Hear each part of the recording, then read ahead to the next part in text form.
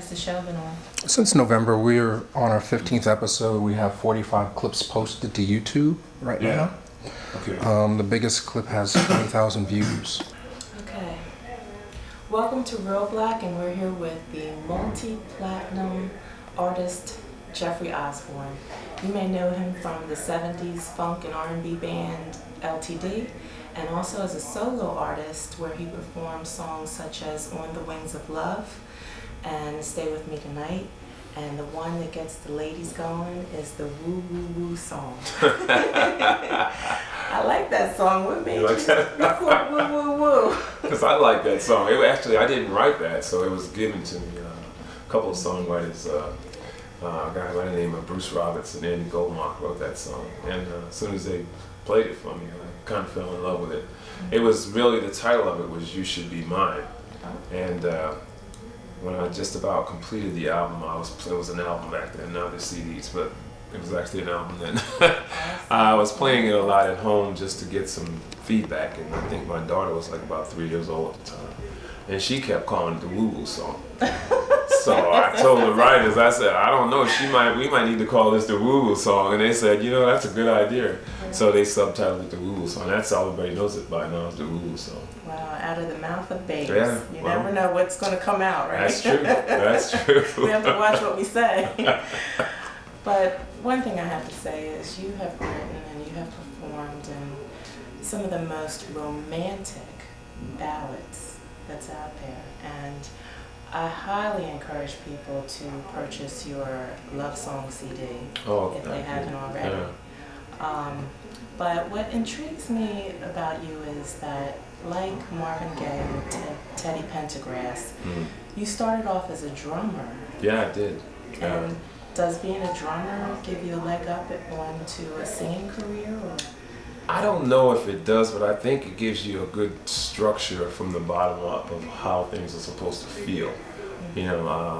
I grew up in Providence, Rhode Island, and so I got the opportunity to play with a lot of great musicians that were working their way through Berklee School of Music in Boston. So, you kind of get a good feel of how a song is structured from the bottom up when you're being a drummer, because the drummer is usually the low man on the totem pole, but it kind of holds everything together.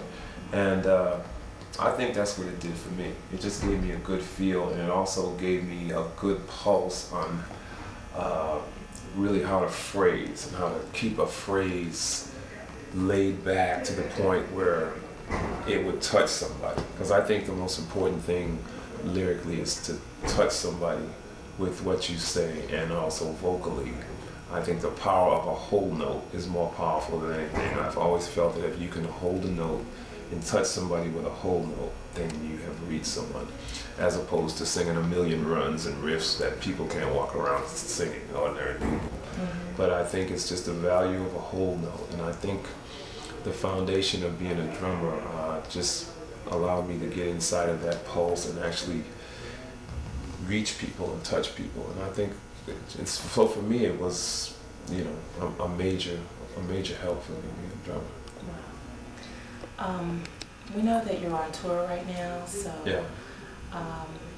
Is there anything going on that you'd like to share with us? Well, I'm not actually on tour, but I'm out every week working, and it's kind of nice now because I get to the point where I'm going out weekends. I'm working Thursday through Sunday. I get to go home Monday through Wednesday, which is kind of nice. So I kind of like the fact that I'm getting to work and still enjoy my home life. My last CD was out a year ago, and it was entitled From the Soul, and it was actually a collection of classic R&B songs. And I'm getting ready to go back in the studio in September and start a new project, and hopefully have it released somewhere around March or April of next year. So I will have a new CD out next year. I can't wait to hear it. And I think this will all be all original songs, and it'll be very ballad heavy. They're trying to talk me into doing a ballad album, but I always feel that if I do an album of ballads, I have to add so many of those ballads to my next show that I got so many ballads now. I'll just put people to sleep out there. I'll have a show full of ballads. No, so sleep. It'd be more like Well, Kids were born afterwards. yeah, but I mean, there's only so many. You know, when you're doing a show, you kind of have to pace it. And right now, there are a lot of songs that I can't even do in my show because I have so many CDs out. You know, going all the way back from '72 with the LTD. I have so many ballads that I couldn't possibly do them all in the show. So I'm always concerned with the next project that I have too many ballads and I have to add a couple more ballads to the show. I just like to keep the show at a good pace, you know. Unfortunately, I've had some good up-tempo hits in my career, so I try to balance it out. But you know, I know ballads are definitely my strength, so Yes. I think the next CD will be very ballad heavy. There'll be a lot of ballads on it. Let's talk a little bit about LTD, your experience with. With LTD, yeah. Yeah. Well, I'll tell you, that was probably the greatest period of my life, the time that I spent with LTD, because I got a chance to really learn the business, learn about structuring songs. I became a pretty solid songwriter during those days with LTD, and it was mainly because it was a large group, and we had 4 horn players. So you get a chance to write, you get a chance to hear your stuff written and played by, you know, orchestrated, and so it was a great period for me. And at the same time, it was a growing period. And I left in 1979. I think I joined in, well, actually it was 80. I joined the group in 1970, so I was with them for 10 years. We did like 8 CDs or 8 albums back then. And it was just a process of evolution. I got to the point where it was time for me to leave. There were certain restrictions within the group that made it difficult for me to grow.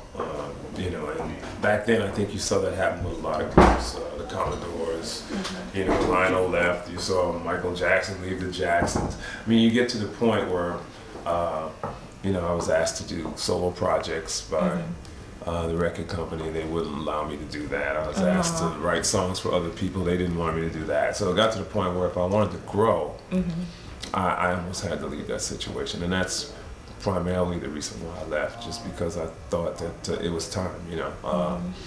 But I must say that that was one of the greatest periods of my life as far as music is concerned.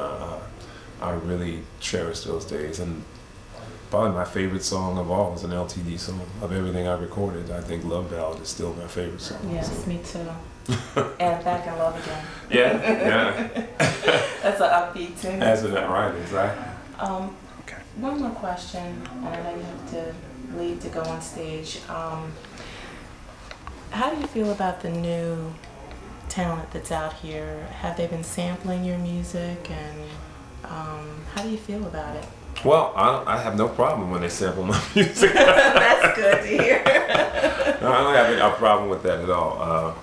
You know, I think there are a lot of young artists that I like, and a lot of them that I don't like. And of course, I think the hardest time I have is distinguishing one artist from the next.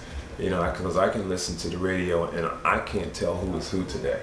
Whereas back in the 60s or 70s, you knew immediately when you heard Aretha Franklin. You knew immediately when you heard Marvin Gaye. You knew immediately when you heard Stevie Wonder. Today, I have to ask my son, who is that? Because they all sound alike. So to me, there's not as much distinction. And I think musically, music has taken a step backwards as far as I'm concerned. Because, I mean, you know, it used to be a structure in a song. There was a verse, there was a bridge, there was a hook, there was a chorus. Well, today, for the most part, they have a one chord, the whole song is structured off of one chord, and they write everything off of that. So I think a lot of the character is taken out of music. I think young people have got caught up in the sampling and not growing as artists. And so I kind of feel that sometimes the artistry has been taken out of it. It's become an era of computerized sampling, and I would like to see it get back to where it would open up and they would let the music evolve again. I have a show coming up in Martha's Vineyard with musicians from the Berklee School of Music, and I grew up playing with musicians. So I'm from Providence, Rhode Island, and Boston is right up the street. And you know, it's encouraging because it's nice to see that there are young people still learning the art of music and respecting the art of music. And I would just like to see the listeners start to accept real music again. You know, Well- there are some young artists, like I said, that are expanding, but for the most part, I think music is kind of taking a step backwards. Yes, and I think that there are many talented musicians out there and artists, but they want to make the money and they want to be mainstream, so they fall Yeah. into that. Yeah. Well, you know, music goes through periods. You know, Yes. you see that every era has its distinct sound, and I'm hoping that we get to a new era soon. Yeah, tell me about it. Something new, please. Yes, really. Well, I just want to thank you, Jeffrey. All right, that's my pleasure. All right. You ready? Mm-hmm. Hey, I'm Jeffrey Osborne, and you're watching Real Black. Perfect.